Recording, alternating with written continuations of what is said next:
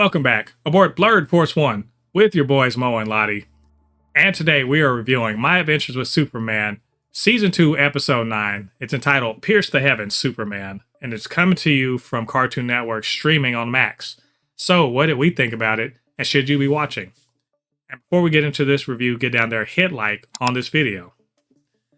Ladi, everything seems dark for the universe because Brainiac has control of Superman's body. He's in his Renegon phase, I suppose you could say. Definitely, especially with that little scarf he got going on. And Earth might be in trouble, but never you fear, because it's Lois Lane to the rescue. She's going into the mindscape to see if she can rescue our good old pal Clark Kent. And meanwhile, Jimmy and Kara have got to get them to Earth so that they can mount a defense. But Amanda Waller and Lex Luthor might have something to say about all of that. This is a big penultimate, episode to season 2, and a lot happened, and I got a lot to say. But before I say that, Ladi, how did you feel about this episode? Okay, I like the episode. I don't want to say strangely. I felt like there was just something missing from this episode. Just something missing.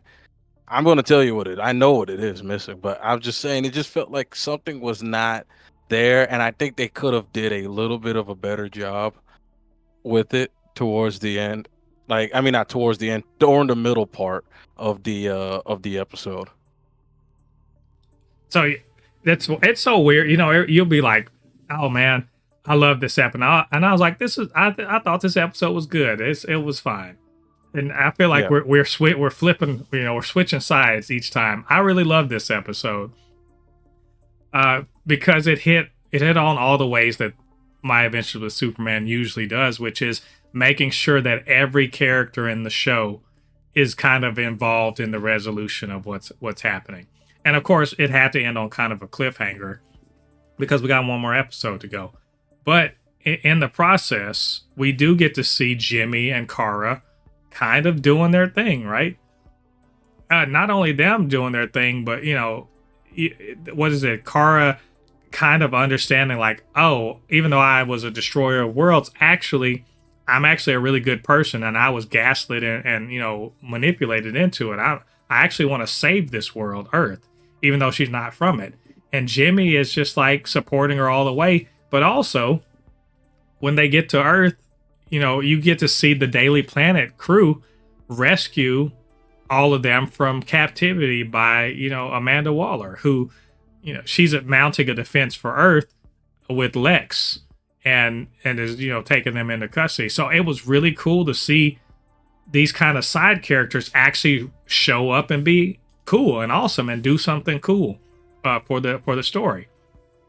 So I loved all of that, but the obviously the part that matters the most is that in the mindscape of Clark Kent, you have Brainiac trying to run this little Matrix-ish simulation to, essentially to raise Clark as a true Kryptonian to get him to be battle ready or whatever, to the way he did with Kara. And, Lois is in there trying to snap him out of it so that they can fight Brainiac. And it's just it's an encapsulation of what we've sort of been talking about this whole season and last season about why this show works. And that is demonstrating why Superman is who he is and why he's the greatest superhero of all time. And it's, you notice he, like Ladi, you notice he was essentially being forced to relive his whole life again, but with fake parents that were really Brainiac, that were trying to indoctrinate him into this terrible, terrible ideology. And he's like, I'm a failure as a Kryptonian. No, you're not a failure as a Kryptonian. You're just a good person. And Brainiac can't stamp that out of you, like no matter what.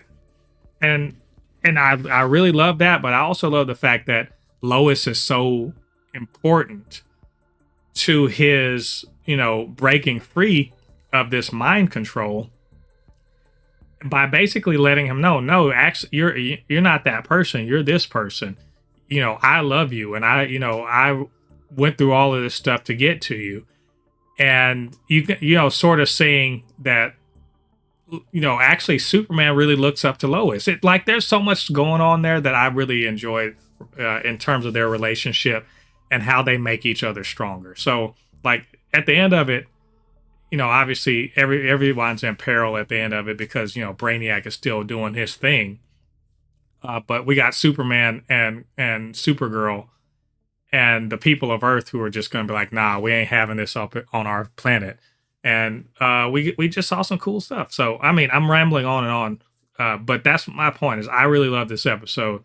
I think it had a lot to say. I think it had a lot to say about who Superman is and who Lois Lane is and who Jimmy is and who Kara Zor-El is. And all of that is to me the best characterization possible. So anyway, Ladi, do you want to talk about some specifics of the episode? Okay, the one thing that I will say that I won't say it was a just downright negative. I just hate this anime trope a little bit. The anime trope of they're like, all you have to do is say you love them and it will work, and the person's like, oh my god, fucking say it. I hate like I'm just like, oh but god, they're about to do this. She eventually did it, and then she said it with her full chest and was just like being straight on. Like I was like, okay, I was feeling the same way. I'm like, if you don't just say it, woman.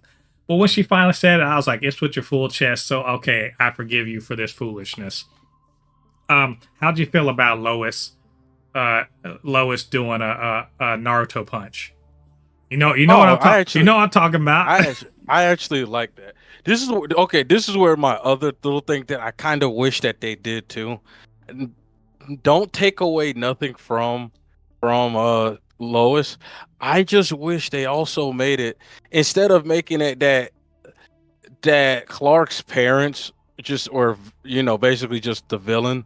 I kind of wish that somehow Jor-El's, like, the AI that Jor-El made, that AI sort of mixed with like the little remnants of the mom AI that he wasn't able to save, was able to, because of Lois, was able to infiltrate into the thing and actually talk to Clark, like sort of like how Naruto's parents were able to finally talk to him. That would have been cool. The general idea being that Brainiac is, every person is in this simulation, and that Lois basically can't be erased from it because Clark's mind won't let her be erased from it, and that he's rebelling against their programming is like so fun. But then realizing that, Lois can be as strong or stronger than a Kryptonian because that's how much Clark respects her. Like he says, literally, he's like, you're the strongest person I know. And because of that, in his mindscape, she can beat the shit out of a Kryptonian. And then to see them in the most anime way possible, with the power of friendship and love, holding hands, punching their way out of the simulation. I mean, come on. It can't get better than that. I also, like, if we're going to talk about, people doing just like dope shit that really shows you who they are, I love Kara so much in this episode. She's really down on herself. She thinks she's not strong. Remember, she's like, I'm not strong enough. I couldn't beat father, all this other stuff. But then she still stood in the pocket anyway, right? I'm going to fight you anyway. I'm going to save the people of Earth because it's the right thing to do. And she even takes some lasers and everything because that's the sort of person she is. Ladi, I'm convinced either the Kryptonians aren't the people we Brainiac said they were, or the House of El produces some, heroes. Straight up. It's in them. Yeah. It is a part of their DNA. Because Kara Zor-El stood up there and said, I want to be a hero. I want to protect people. And she was prepared to die for the people of Earth. That's what I'm talking about. These people get it. They really, truly understand why Superman and Supergirl are the way they are. Ladi, what'd you think about the Clark had a bit of a glow up with this suit? Oh yeah, with his new suit. Yeah. So now he no longer has the underwear, which That makes me so sad. No, he doesn't have the underwear on the outside. Okay, all right. Well, you know what? It's all good. I ain't feeling the little shoulder pads though. My man looked like he's wearing women's fashion from the '80s with those big ass shoulder pads. That's not in style anymore, my friend. Either way, but also, what about the gigantic L that Lex Luthor took? What a huge L he. I don't know what's going on. If you wanted to know who wins between Brainiac and Lex Luthor, now you know. I love how so confused both him and what's her name looked. It's like I can't understand Amanda Waller. Yeah, I can't understand why my technology that's based on Kryptonian technology could be defeated by Kryptonians. How is this happening? You supposed to be smart. Are you telling me an advanced alien race could never find out a way to protect themselves from a radioactive rock that they've probably known about since the beginning of their existence? Oh no, that's impossible. Lex taking a huge L, Amanda Waller looking stupid as fuck. And unfortunately, Kara and Superman are affected by kryptonite. But I think they got an ace up their sleeve. I'm convinced I know what it is, but I'm not going to talk about it because I want to wait for the finale. Overall, I really love this episode. Ladi, I know you're not so big on it, but I mean, it seems like you did enjoy it. So yeah, I enjoyed it. Yeah. So I mean, you guys definitely should be. If you're not watching it, I mean, you should be watching it. But it is doing everything right. I've said on Threads, and I stand by this. If they stick this finale, this could be peak Superman. I think we could be looking at peak Superman here. That I'm just speaking for me, Ladi. You don't have to agree with me, but I'm feeling like we're approaching it. So we shall see. But I think that's all of our thoughts on this episode. What did you guys think about it? What did you think about what we had to say? Get down to the comment section, leave your thoughts there. And of course, you can always hit us up. supernotfunnyshow@gmail.com, blerd_force1 on Threads and on Instagram. And it's super_not_funny show on TikTok. And while you're doing all that, get down there, hit like on this video, subscribe to the channel, and hit that notification bell. All that good stuff helps to grow this channel, helps more people to see videos just like this. All right, thanks for joining us. Come back next week. We are going to review the season finale of My Adventure with Superman Season 2.